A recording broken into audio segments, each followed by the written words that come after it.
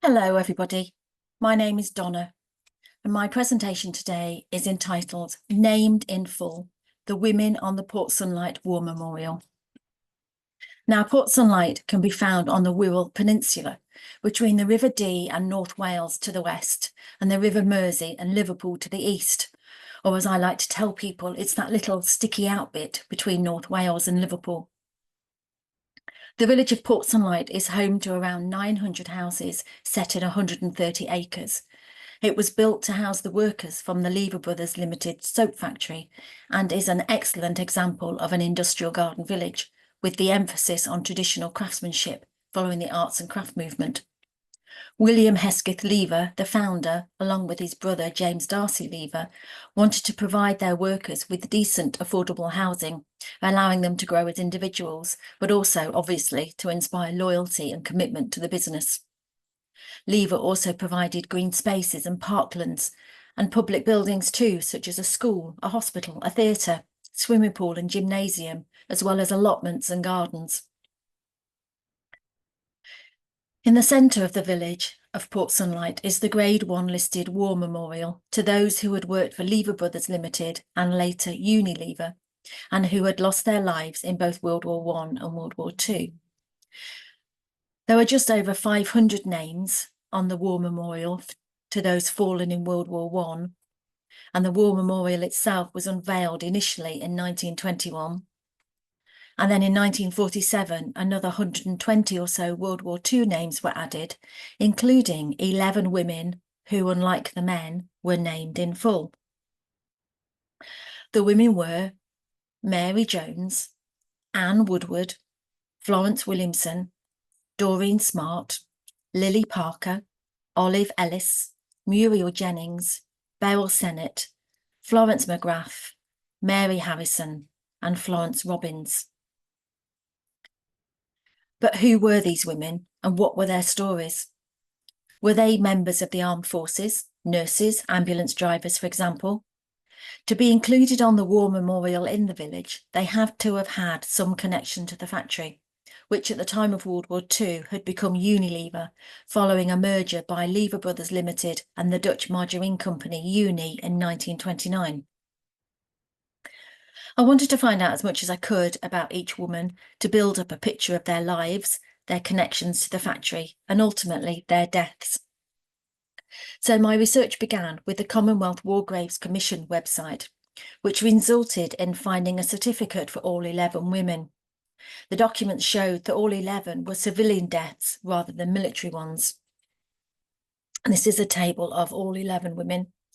And each certificate, as you can see, gives the name of the deceased, the date and place of death, as well as their home address, and usually the next of kin.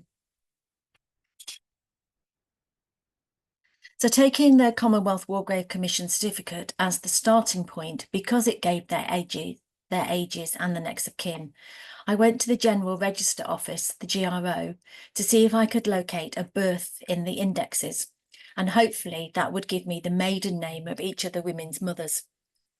Now, it was cost prohibitive to purchase all the relevant certificates for each woman. Therefore, the registration district in the indexes was used as the place of birth or marriage, unless an actual location was mentioned elsewhere. Now, the main source for each woman were the census returns, covering the time the women were alive, and obviously the 1939 register.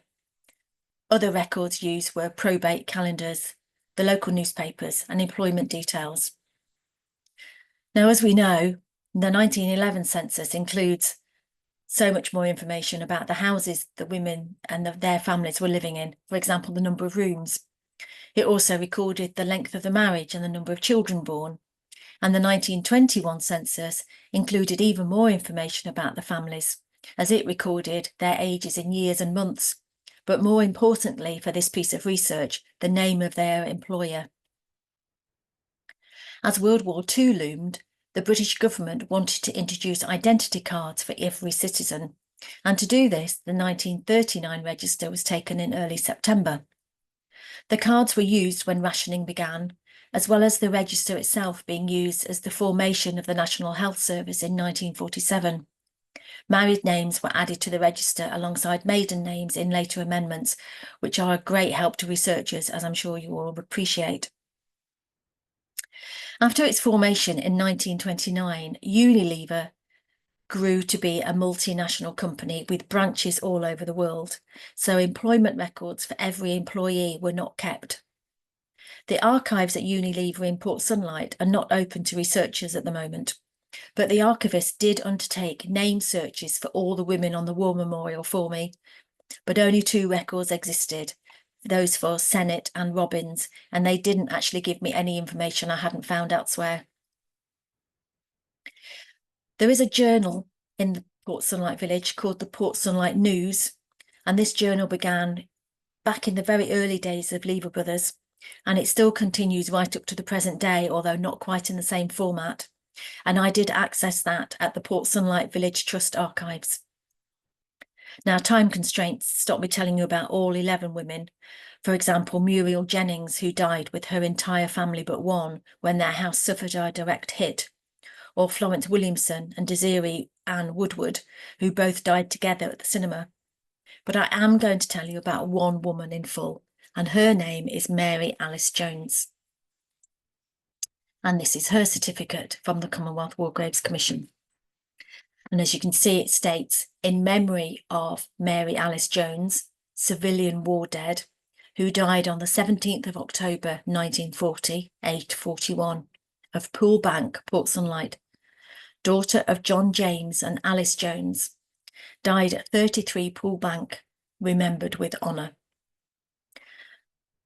So Mary Alice Jones was baptised on the 5th of July 1899 in the parish of St Barnabas in Rock Ferry, which is just the next village along really from Port Sunlight. And in the baptismal record, her parents were named as John and Alice Jones, which fits with the certificate we have in front of you. The GRO birth index for Mary Alice showed Davis as her mother's maiden name, and there was a corresponding marriage registration for John Jones and Alice Davis in Birkenhead in 1898. Now, turning to the census records to see where the family were over the 10-year periods between the birth of Mary in 1899 and her death in 1940. Done a nice little table there. As you can see from the slide, the family lived in the village of Port Sunlight from at least 1901 and was still living at the same address at the time of the 1939 register, 33 Poole Bank. Mary's father, John, actually had begun working for Lever Brothers in 1889, firstly as a dock worker and then as a store and wagon keeper. By the time of the 1921 census, Mary was working for Lever Brothers, along with her father and younger sister Louisa, as a clerk in the printing department. And at the start of the war, Mary had moved departments and was working as a statistical clerk for the soap and glycerine department. John had recently retired after 50 years of working for Lever Brothers.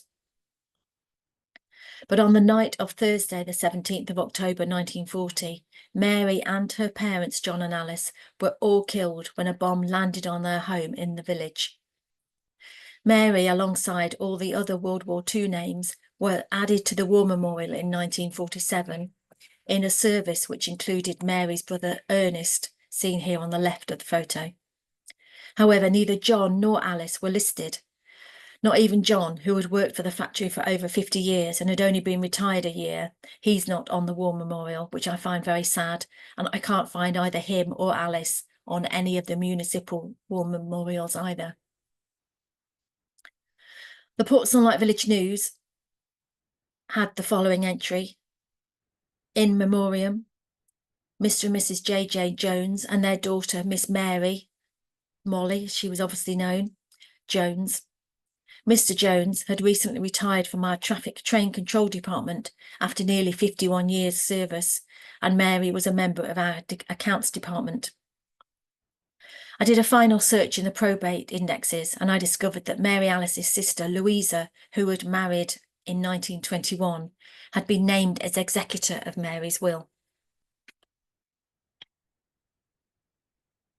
So I undertook similar lines of research for all 11 women, And it was possible to find out where they were when they died, how they died, who their family were, but more importantly, what their jobs were in the soap factory, which allowed them to be added to the Port Sunlight War Memorial. And this is a slide showing all the different jobs that they worked as in 1939. So this is taken from the 1939 register. And because they all worked in the factory, although they were civilian deaths, they were allowed to be added to the Port Sunlight War Memorial.